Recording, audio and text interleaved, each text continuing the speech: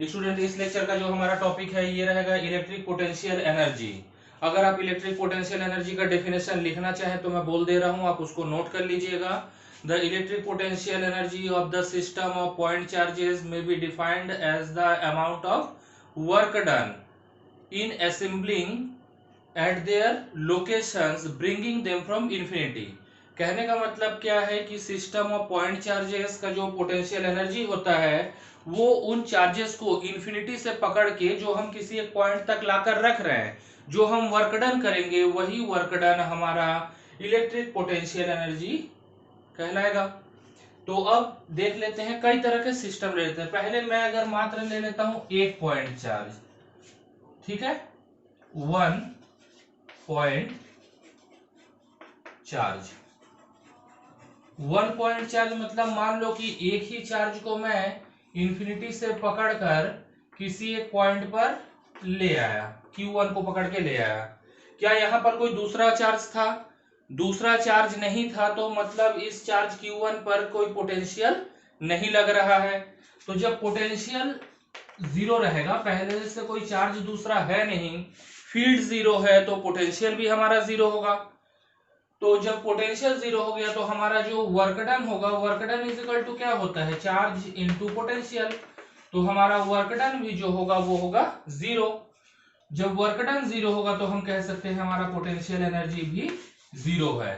तो सिर्फ एक चार्ज को आप इंफिनिटी से पकड़कर अगर ला रहे हो किसी पॉइंट तक, तो उस पर उसका जो टोटल वर्क डन होगा वो जीरो होगा, तो हमारा पोटेंशियल एनर्जी भी कितना होगा, जीरो।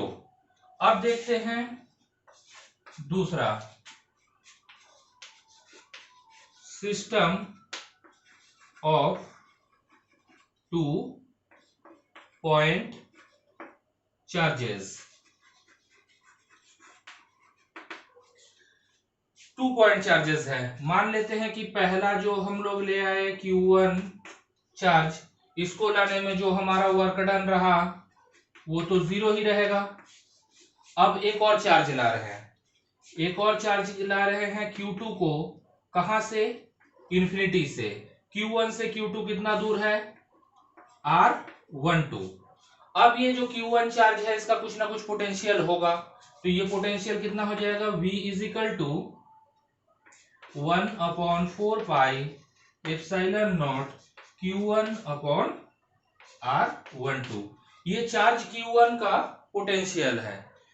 अब ये जो Q2 चार्ज को हम लोग इंफिनिटी से पकड़ के ला रहे हैं, तो अब इसका जो वर्क डन होगा W2, ये work done is equal to हो जाएगा चार्ज इनटू पोटेंशियल। तो यहाँ पर पोटेंशियल V का वैल्यू कितना है, 1/4 पाई एप्सिलॉन नॉट।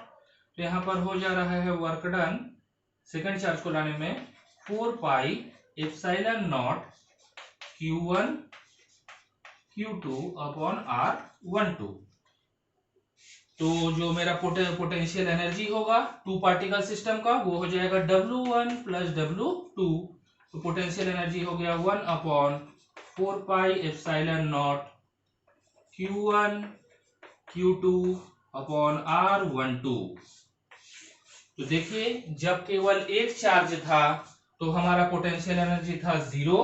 जब दो चार्ज आ रहा है तो हमारा पोटेंशियल एनर्जी हो जा रहा है 1/4 pi epsilon not Q1 Q2 upon R12। R12 बता रहा है Q1 और Q2 के बीच का डिस्टेंस। अब इससे थोड़ा सा आगे बढ़ते हैं हम लोग, थ्री चार्ज ले लेते हैं, 3 पॉइंट चार्ज ले लेते हैं, तब कितना आता है देखते हैं।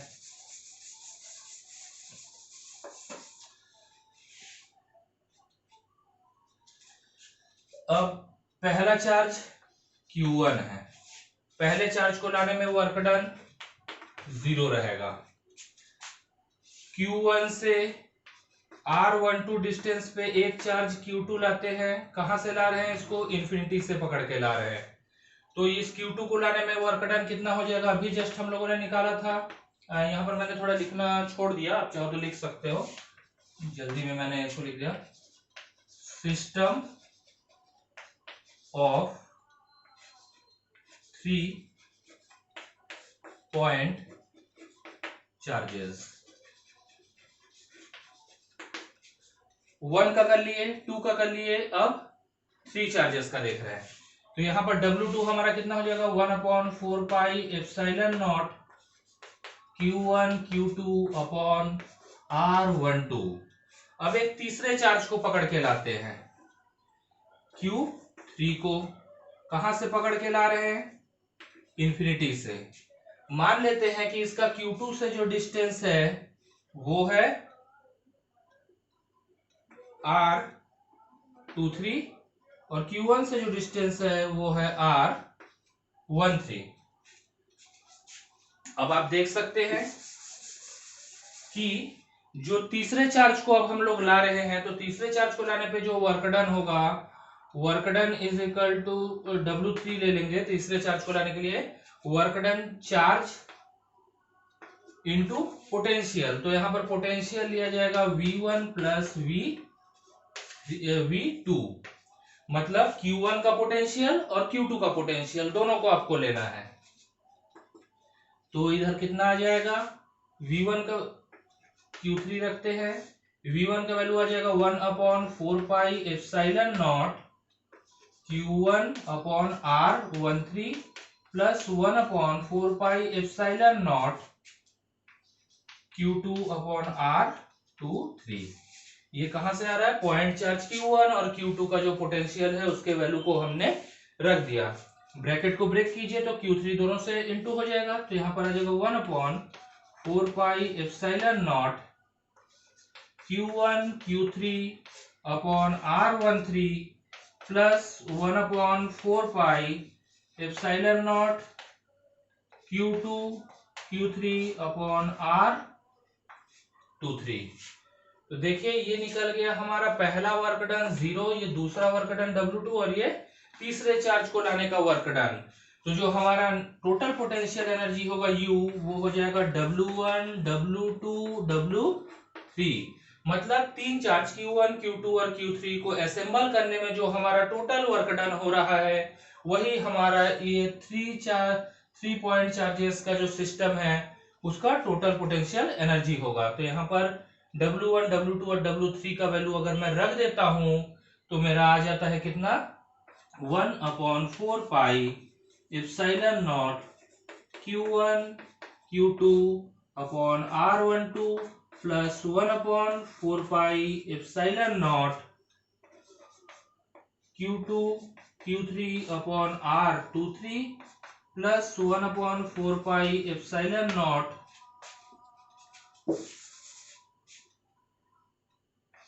Q1 Q3 upon R13। ये हो गया हमारा 3 पॉइंट चार्जेस का जो सिस्टम है उसका पोटेंशियल एनर्जी। यहां तक मेरे ख्याल से आपको समझ में आया होगा। अब ये जो पूरा अभी तक हम लोगों ने पढ़ा, इसी चीज को हम जनरलाइज करते हैं, 1 2 या 3 नहीं, n पार्टिकल सिस्टम के लिए देख लेते हैं कितना होगा।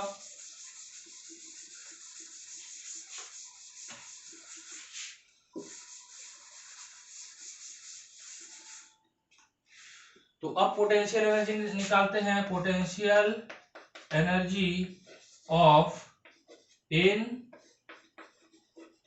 पॉइंट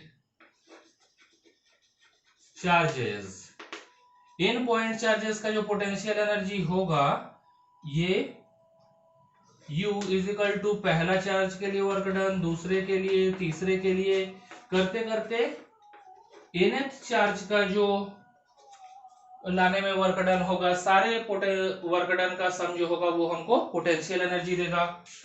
तो U इज इक्वल टू यहाँ पर होता है 1/2 1/4 पाई एप्सिलॉन नॉट, यहां पर लिखेंगे summation I is equal to 1 to n, फिर से summation J is equal to 1 to n, where I not equal to J, QI QJ upon RIJ। यहां पर देखिए इन नंबर ऑफ चार्जेस है हमारा यहाँ पर, तो यहां पर जो ये होगा ये आपका एक जनरलाइज्ड फॉर्मूला है। यहां पर I और J बराबर नहीं होंगे, क्योंकि किसी भी चार्ज का उससे खुद से ही डिस्टेंस नहीं देखा जाता है। यहाँ पर आई और जे के वैल्यू 1 से शुरू होंगे, n तक जाएंगे। इस तरीके से ये जो है n पॉइंट चार्जेस का जो पोटेंशियल एनर्जी है उसके लिए ये हो गया फॉर्मूला। ये जनरलाइजेशन हो रहा है, जो अभी तक हमने 1 चार्ज 2 चार्ज 3 चार्ज के लिए पढ़ा है, यहाँ पर n number of point charges के लिए ये होगा हमारा फॉर्मूला। ठीक है, अब एक चीज हमारा इसमें रह जाता है कि potential energy, electric potential energy क्या होता है ये हमने देख लिया, अलग अलग सिस्टम के लिए इलेक्ट्रिक पोटेंशियल एनर्जी क्या होता है वो भी देख लिया, लेकिन इलेक्ट्रिक पोटेंशियल एनर्जी को मेजर हम किस में करते हैं उसको देखते हैं।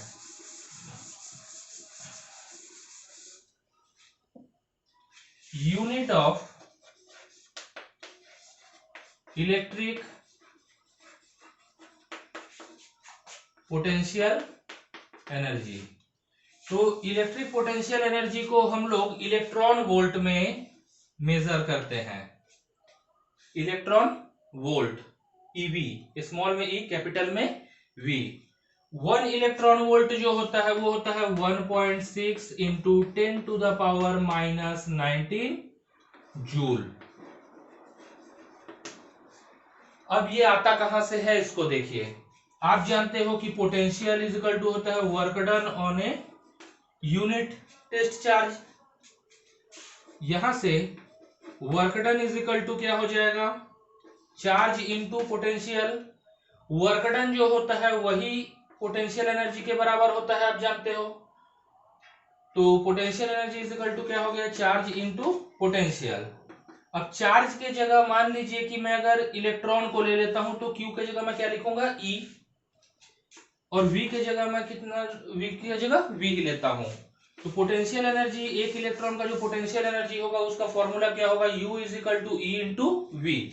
अब एक पोटेंशियल, एक इलेक्ट्रॉन पे जो चार्ज होता है वो कितना होता है 1.6 into 10 to the power minus 19, और पोटेंशियल डिफरेंस जो है उसको मैं कितना ले लेता हूं 1 वोल्ट। तो यहां पर आ जाएगा 1.6 into 10 to the power minus 19 into 1, तो हमारा पोटेंशियल एनर्जी कितना आ जाएगा 1.6 into 10 to the power minus 19 joule. इस तरीके से हम कह सकते हैं द पोटेंशियल एनर्जी गेन और lose by an electron when it is accelerated through 1 volt, accelerated through a potential difference of 1 volt is called 1 electron volt. तो 1 electron volt किसके बराबर होता है, जब 1 वोल्ट के पोटेंशियल डिफरेंस से हम किसी इलेक्ट्रॉन को एक्सेलरेट करते हैं। एक्सेलरेट होने से, एक्सेलरेशन दो तरह का हो सकता है, या तो इंक्रीज होगा या तो डिक्रीज होगा उसकी स्पीड। तो या तो वो एनर्जी गेन करेगा या तो एनर्जी लूज करेगा। अगर एनर्जी लूज करे चाहे गेन करे, अगर पोटेंशियल डिफरेंस 1 वोल्ट का है, 1 वोल्ट का है, तो हमारा जो एनर्जी होगा वो किसके बराबर होगा, 1 इलेक्ट्रॉन वोल्ट के बराबर होगा। और 1 इलेक्ट्रॉन वोल्ट किसके बराबर होगा 1.6 into 10 to the power minus 19 joule. तो ये हो गया आपका unit of electric potential energy. मेरे ख्याल से ये आपको समझ में आया होगा इलेक्ट्रॉन वोल्ट का क्या होता है। तो ये काफी इंपॉर्टेंट टॉपिक था। अगर कुछ भी आपको डाउट रहेगा तो आप मेरे को कमेंट करके पूछ सकते हैं। एग्जाम के पॉइंट ऑफ व्यू से ये बहुत इंपॉर्टेंट है, सिस्टम ऑफ पॉइंट चार्जेस का जो पोटेंशियल एनर्जी था। Thank you.